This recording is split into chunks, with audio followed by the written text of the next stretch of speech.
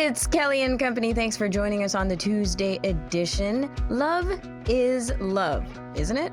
Well, we know that there are so many assumptions out there on what relationships are supposed to look like. So Marco Pasqua is here with his own personal experience, and he's going to tell us what it's like navigating an interabled relationship with his wife, Karen, and how they've used years of being together as a way to educate us, challenge the stigmas out there, and shift perspectives on love and disability. I'm looking forward to that conversation on Kelly and Company. This is Kelly and Company. I'm Ramya Amuddin, and co-hosting with me today is Alicia Grace Chenier, and we are holding down this half-hour show. If you're listening on AMI audio, then Para Sport Nation is set to come right after, and we'll be chatting with Jeff Ryman to see what they've got in store this week. But Alicia, today we're having a discussion around disability representation in Hollywood, which is a keynote for you when you come on the show. And this time it's through a review of the movie Unstoppable, which is available on Amazon Prime. Alicia, the film tells a story of Anthony Robles, a one-legged wrestler who became an NCAA champion. But what does it say about authentic representation? Because yet again, we are casting the role of a disabled person to an able-bodied actor. So let's talk about it. When you saw Unstoppable, you actually didn't realize that it was an able-bodied actor initially. And when you realized it was Gerald Jerome, I believe is how you say their name, who plays Anthony Robles, who is supposed to have a limb difference, but the actor does not. How did you react? Yeah, thanks for having me on, Ramya. So this movie, of course, I watch any and all movies with characters with disabilities, whether they're able-bodied actors or not. And I was genuinely shocked when I found out that the actor did not actually have a limb difference, especially for, it being like a movie made in 2024 or 2025, like very recently. And so I wanted to deep dive that, and I had found out that there were parts of the film that the actual character of or the actual person the character was based off of, Anthony Robles, actually he did his own stunts in the show. But then that got me thinking, well, if they were able to do that, why couldn't they have found someone with a limb difference to portray this character? So I did some more digging, and there was a topic of Robles being very he was very involved with the production and the casting of this show, and he did not really think that the entire movie was going to be about his disability, but really more of his entire life in perspective. Those were his words. Yes. Okay. Yeah. Yes. But it is a disability story, right? Like, let's just be candid about that. This whole thing is about the protagonist who has a disability and his journey navigating life in spite of, or despite, or whatever, the disability, the limb difference. Yes, and Robles has said that he doesn't see Unstoppable as a disability film, but rather a story about his life. Hot take, And while sir. Yes, and while he understands that the reality, and like for me, I like, this is my perspective, like if you have, like, it's important to acknowledge too that if you have a disability, it's not seen often in film, even if you don't want it to be the main thing, it's gonna be a big thing because it's disability, and there's lots of people with disabilities are gonna watch that film because it's one of the very rare few where we get to often see ourselves authentically. Absolutely. I think that the fact that we still have these conversations, if not the conversations are getting louder, like we're asking the actors and actresses themselves, hey, how do you feel about playing a disabled person as an able-bodied person, and what are your takes on that? And I do respect that they have an answer, because let's just say, rewind 10 years ago, 15 years ago, people might not feel comfortable even approaching the subject. They might not even feel the need to take part in this meta part of the conversation. But now everyone's voices are getting louder. So we are hearing people respond to these questions they anticipate that we're going to ask from the disability community. But I still think the answer is quite unfortunate. If we have to still, with the directors, with the writers, with the cast, have the very basic acknowledgement conversation that, hey, you do know that there are disabled people out there who act, and you do know that we prefer that this authenticity be represented by an actual disabled person, and open up the conversation that way. It still feels like something that should have happened beforehand. Yeah. You and I were talking about this call out going out for people with low vision or people who are blind to cast in an ad, in a commercial. So it's kind of like just doing your due diligence, Yeah. beforehand, and making sure that you're putting the call out to find out if people with disabilities are out there, which we are, spoiler alert. But doing it so that you can at least cover your own, later Q&A by the community. And Q&A is Yeah. putting it lightly. And I think too, like it goes into the vast complexity of like people who like actors who are disabled in film specifically. Many disabled actors and creatives, while they have their disability and they love to represent their Hmm. disability, that's not the only thing they want the audience to focus on, right? They want to be seen as Yeah. full, complex people, and that's completely valid. But at the same time, if there's non-disabled actors keep taking these roles, it's limiting opportunities for disabled performers like us, and Yeah. others Yeah. to tell their own stories. Yeah, exactly. And tell their own stories is a really good angle, right? Like, why I think that years ago I could kind of tolerate, like, I could tolerate someone who isn't deafblind playing a deafblind character in some Helen Keller, story film or whatever out there. I can tolerate, like, this the story being more important, or more people being more aware of the Yeah, story than the actors and actresses playing the story. Even at some point, I was more tolerant when I heard that consultation was done, that the community was involved, or somebody blind or somebody with a disability consulted on this piece, and or its accessibility side was considered, like all of these other things. But now I'm just more like, come on guys, we know the psychological effects. First of all, right, we know the psychological effects of seeing someone like you on screen, what yeah, that does for a kid, a child growing up, knowing whether it's disability or not, but any kind of representation of diversity. We know what it does to see it on screen. That's why people fight for it. That's why we continue advocating for it. Just the other day, like, I was watching The Good Place.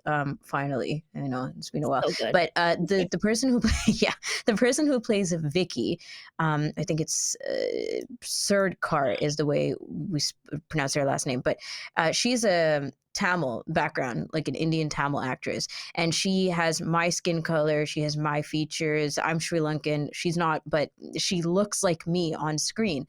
And my friend and I were talking about it, and we're like, damn, we're still getting excited, as 30-year-olds, we're still finally getting excited seeing females who look like us on TV, because we don't see that. Mindy Kaling brought that to television for me as well, and to the acting, or sorry, to the writing scene, where we're just like, Yeah, yes, girl, like, you are me on TV. And before these people, there was nobody like us on screen in Hollywood. yeah, So yeah, sorry, I'm going on a bit of a tangent here, you're obviously, good. but that's how it is for us, right? Like, we still wonder, the reason why we're getting frustrated and feeling intolerant is because we're like, why are we still not okay putting disabled people on screen? And I think that comes out like you've probably had the same experiences, but for me, like working as an actor and in this film industry, I think there's a Mhm. lot of scare like not I don't want to be like ignorance, but also like just unknown for people who don't have experience with disabilities. They might think it's Yeah, easier to hire someone who's able-bodied rather than make a of few course. accommodations that may seem a lot scarier for some people, right? Yeah. But when they realize and really break down what we actually need, it's easy. It's easy, and if it's on your radar, which it should be at this point, if it's on your radar, then just do the due diligence. Just put Yeah. it out there. You will find somebody. There's really no Yeah. excuse anymore, not with Yeah. communication, not with maybe with funding. Maybe, as always, funding is part of the excuse pile, but there's definitely no reason why you can't find it. There's a lot of resources too. Like I'm a part of an acting agency where the all of their roster is disability specific, and the Yeah. actual act like the my agents are willing to work with the people on set to help make it like a very smooth transition for all of their Hmm. actors. For real. Yeah. Alicia, great conversation. Obviously, we can chat about this forever, but I'm sure you'll be back next time with another one we can dissect. Right Yes. now, let's talk to our next guest because Marco is waiting in the wings. Love is love, isn't it? Well, it should be. We know it. And Marco Pasqua, co founder of Meaningful Access Consulting, is here for a discussion on love, relationships, and breaking down stereotypes. And with Valentine's Day around the corner, we're all thinking about it, of course. And as a person with physical disability himself, Marco's here to share his journey about being in an interabled relationship with his wife, Karen, and how public perceptions have changed about interabled relationships over the years, and why he believes it's still very important to challenge these outdated assumptions about love and disability. Marco, this is a huge one to tackle. We've got like 10 minutes. So, over the 17 years that you and Karen have been Yeah. together, how would you work to educate and shift people's perspectives on their assumptions with interabled relationships? Yeah, thanks, Rami. It's been an interesting journey for both of us.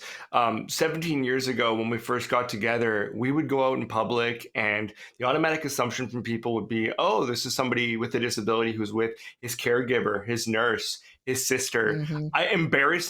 I even had people mistaking Karen for my mom before, which is really strange. And the whole mom thing is just a perception of nurturing. It's not that True. Karen looks that much older than me. She's literally not even a year older than me. But people make that assumption that, oh my goodness, there's no way that this individual with a disability or in a wheelchair is with this beautiful woman here romantically. However, times have changed over the last 17 years. And actually, based on your previous conversation you were just having, I think a lot of it has to do with representation in the media, people having Mm-hmm. more conversations around disability and relationship, and also people just being more open to relationships looking different than they used to. And that's really helped us out a lot. But I often talk about my relationship with Karen when I'm speaking on stage all the time, because I want to normalize the fact that she may not have a disability that presents the same way as mine does, but that doesn't mean that we don't bring values and unique experiences to each other's lives. So it's been an interesting process for sure. It's an interesting and challenging process, I'm sure, because we can all think of examples of how these things manifest, right? People believing that Karen is your caregiver and not your partner, which is a completely different connotations. And first of all, so far from reality. But can you give us examples, just in case some people are like, "How? How does it? What are you talking about?" Okay. For example, we'd go out to a restaurant all the time. And, when we're out at restaurants, instead of taking my order, the wait staff will go, and what will he be having? Assuming right out the gate that because I'm in a chair, I must be nonverbal. And she must be taking the orders for me. And she'll just immediately, after 17 years being with me, correct them and be like, "Well, I'm sorry, who are you talking about?" And they're like, "Oh, the person you're with." And she's like, "You mean my husband? Why don't you ask him? He can tell you himself." And then I'm always like awkwardly like, "Hi." And they're like, "Oh, oh, my Oh, apologies, there you are. just the assumption that she's sitting there with me, she's smiling and nodding. Oh, which is interesting because I don't even look like a nonverbal individual. But again, people are not used to making those adjustments. And I kid you not, examples like this have happened as recent as, the last month type of thing. So, Oh, I these believe it. things do take place. They do happen. But more and more, we used to get looks of shock and awe, just in general, walking down the street holding hands, people looking up at our faces, then looking down, seeing our hands, and then doing like a double take. Now, Hmm. you know what's interesting, Ramya? I actually see people immediately crack a smile when they see us Oh. together, and it's not a passive aggressive smile. I think that there's a sense of like, wow, that's amazing, that's awesome that they're together. They know nothing about our story, but then that smile turns extra when they see my daughter sitting on my lap, and Hmm. maybe Karen grabbing my hand, or pushing me while I'm holding my daughter, and they see like the encompassing of our family. And to me, that's the thing I love changing. Is it's not just our relationship, but it's what we've built in our relationship, and that being our daughter. And that, yes, it is possible for people with disabilities to have families, and to develop that. And you can see it shattering the glass ceiling for a lot of Yes. people. 1000%. And to follow up on that notion, you talked about disability representation in media, and we've exhausted the conversation also. But what else is it? Like, is there something generationally that's shifting, Marco, because of all the transparency we're having now, the candid conversations that, ask me to my face, or like what we used to think of taboo, which we can put disability in that category altogether, is now like kids will come up to me, on trains and planes and buses and be like, "What's that?" and point to my white cane, and I will just straight up talk to them about it. And where parents 100%. are just like hiding in the background, like, "Oh God, don't do this."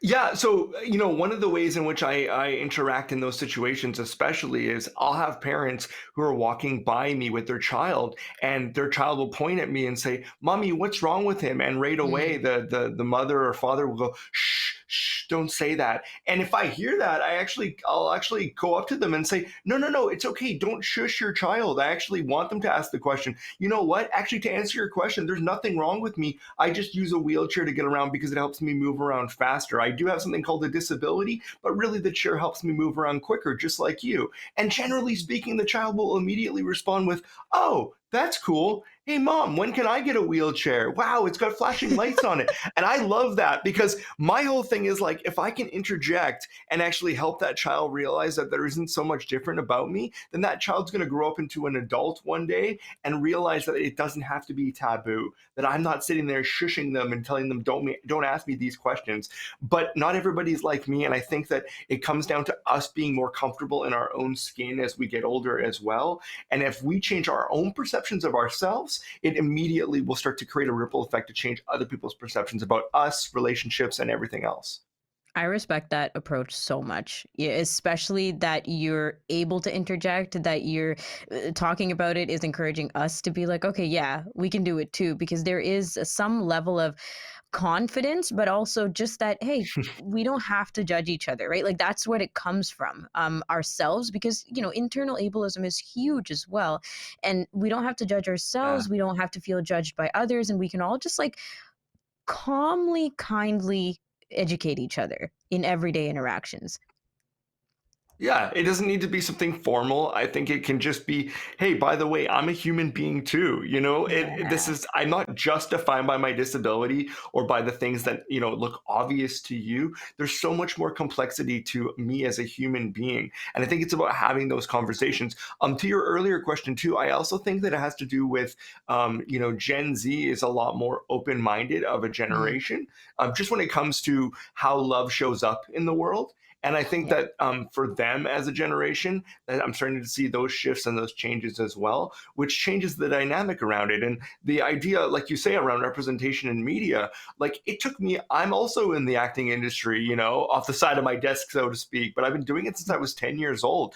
And the fact that casting directors would never even see me before, because they're like, there's no point in seeing somebody with a disability. It is too hard to have them on set. Oh, the accommodations are going to be too much. What do I do about a trailer for them? Blah, blah, blah.